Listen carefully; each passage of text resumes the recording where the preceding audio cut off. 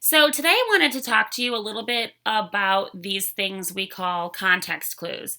You're going to see and hear the words context clues not only now in second grade, but especially when you get into third grade, because the majority of your EOG is going to be, asking you what this word means within a paragraph or within a sentence. So, the first thing that's really important about understanding context clues is really just understanding what they are. So, context clues are going to be those almost like hints or breadcrumbs that the writer is going to leave for the reader to help them to understand those unknown words. There are 5 different types of these types of clues that authors will leave for the reader. The first one is definition. This is definitely my favorite because it is giving you the meaning of that unknown word right there within that sentence or around the word, maybe the sentence before it or the sentence after it. As a detective, as this word detective, you're trying to look for clue words that might be like that or is, or which means. So, those are a few examples of those clues that you may want to look for when you come across this unknown word. So, looking at an example of a definition, so this sentence here would be the unknown word amphibious. And the author has given us these clues to help us to understand what the word amphibious means. So the sentence is, a frog is an amphibious creature. It can live in the water and on land. So they're giving you the word amphibious, but then if you're looking at that next sentence, it states it can live in the water and on land. So they're coming right out and telling you the definition of the word amphibious. Amphibious is a creature that can live both in the water and on land. So this clue that the author gave you was pretty much just the coming right out and telling you the definition of that word amphibious. So another type of clue that an author may give you is restatement. Now there's 2 different types of restatement clues. So there's one type of clue that they might go ahead and restate this complex word in a word that maybe you are more familiar with. So in that case, it might be a synonym. So take, for example, this sentence here. It says, the directions Mr. Smith provided for our science project were nebulous. Even my mom agreed that they were confusing. So I'm seeing the word nebulous, and that's going to be our unknown word. Now, looking at the following sentence, it says, even my mom agreed that they were confusing.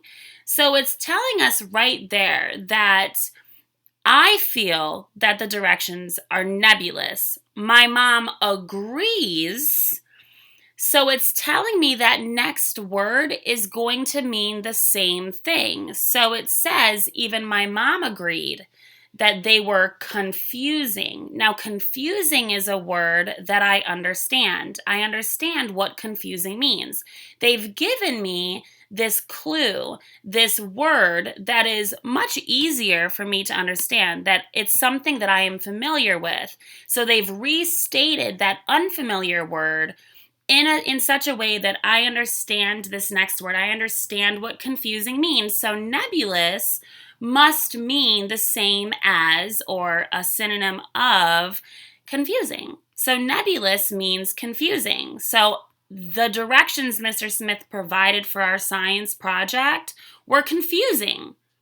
So nebulous means confusing. So this was a clue that the author gave us that restated this unfamiliar word, giving us an easier word for us to understand.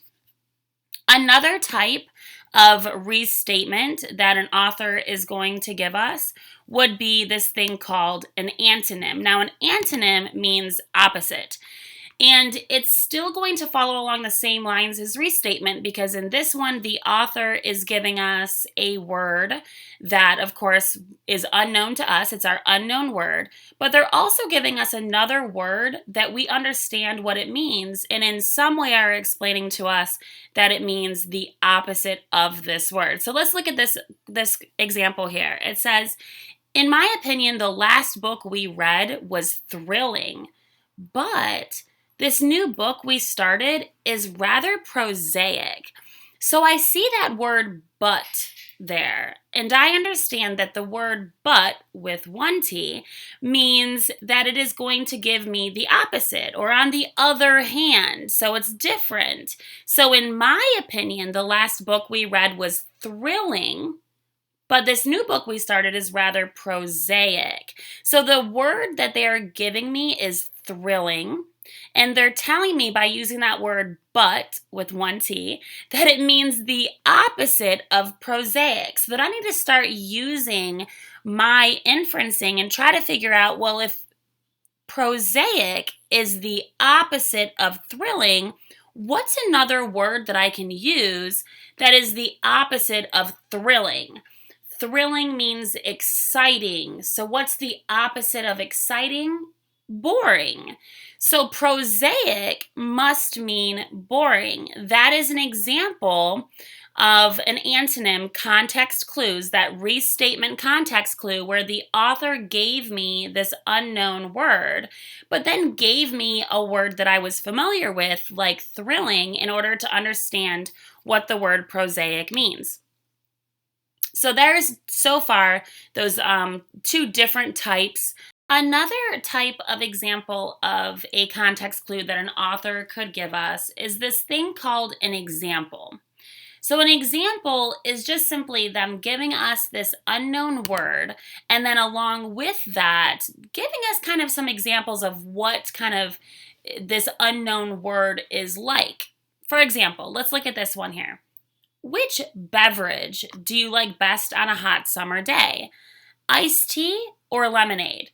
So they've given us the unknown word beverage, but then they're giving us examples of what beverages are. So they're telling us that an example of a beverage is going to be either iced tea or lemonade. So immediately I know that those are things that I can drink. So a beverage would be something that I can drink. Just in simply giving us those two examples, I was able to determine that unknown word. Another type of context clue that an author is going to give us would be this thing called an inference. Now, an inference is going to be probably the most complex of the context clues that authors will give us. So first, you need to understand what an inference is. An inference is going to be this scenario, this event in your life that you are able to make that connection with in order to understand what this unknown word would be. Maybe it's something that you can make a connection with another book that you've read. Maybe it's a connection that you can make with something or some place that you've visited or something that you have experienced. Or maybe it's just something that you've read about or seen on the news or seen in a movie. So those are events that you can make those connections with, and that would be called an inference. An inference is not something that you come right out and told. It is just simply an event that you can relate to, that you can make that connection with in order to kind of understand what's going on within the text. So let's look at this example right here. So this example says, hundreds of people queued up to try to get into the stores first on Black Friday to get the best deals. So queued is going to be our unknown word in this sentence. I know that this is an inference because the author never came right out and told me the definition. The author has not given me a simple word that means the same as or the opposite of this word cued. The author did not uh, give me any type of example to help me to figure this out. But the author did give me a situation that I am very familiar with. So whether you have gone out Black Friday shopping or you know someone that has gone Black Friday shopping, you can visualize and you may be able to even relate to what shoppers are doing when they're waiting for their Black Friday sales. So I can visualize people standing outside in a line. And depending on what store they may have camped out, they may have sleeping bags, who knows, but they're standing outside in line waiting to get into these stores. So I'm visualizing this as I'm rereading this sentence. Hundreds of people queued up to try to get into the stores first on Black Friday to get the best deals. So queued up must mean lined up, because again, when I was visualizing this event, because I have experienced it, or for you, maybe you've just seen pictures of these, you see all of these people lined up waiting to get into these stores for their Black Friday deals. So queued must mean lined up. Hundreds of people lined up to try to get into the stores first on Black Friday to get the best deals. So therefore, queued means lined up. And I was able to find that out just simply by using the context clue inference that the author left for me. Again, I'm just simply following these breadcrumbs to try to figure out what these unknown words mean. So just to kind of recap a little bit, there are different context clues. These are the hints. These are those breadcrumbs that authors will try to leave behind for you, the reader, in order to understand what those unknown words mean. So there's the easiest one, which of course is definition. So that's when the author is coming right out and telling you exactly what that word means in some way. It may be within the same sentence. It may be within the next sentence, or maybe even the sentence before, or maybe it's even just a picture. So in the easiest context clue, the author is giving you that definition, that meaning of that unknown word. So the next type of context clue that we talked about was that restatement. So an author is going to try sometimes to give you an unknown word, and then with that unknown word give you an easier word that you are familiar with to kind of either tell you that this word means the same thing, synonym, or that this word means the opposite, which would be antonym. So in looking at those two examples, we saw, an unfamiliar word, and then we were able to determine by giving us this easier word if it was the same meaning or if it was a different meaning. So that would be that restatement piece, whether it be a synonym with the same word or an antonym, a different word that means the opposite. Another example that we talked about was the context clue example. So in this context clue, the author is really just giving you examples of what this unknown word means. It gives us that inference, which is our last type of context clue, and it is the most difficult type of context clue for students to try to figure out, because they're having to make these connections within their own life, within their own events, and trying to relate to what that word and what's going on within that event. So again, even if it's a made-up word like vlaga vlaga, you know that vlaga vlagas that are purring must be cats, because we know that cats purr. So there again are 5 different types of context clues. We have definition, synonym, antonym, example, and inference. And as soon as you can determine what types of breadcrumbs these authors have left behind for you, it's that much easier for you to determine what these unknown words mean. I hope this helps.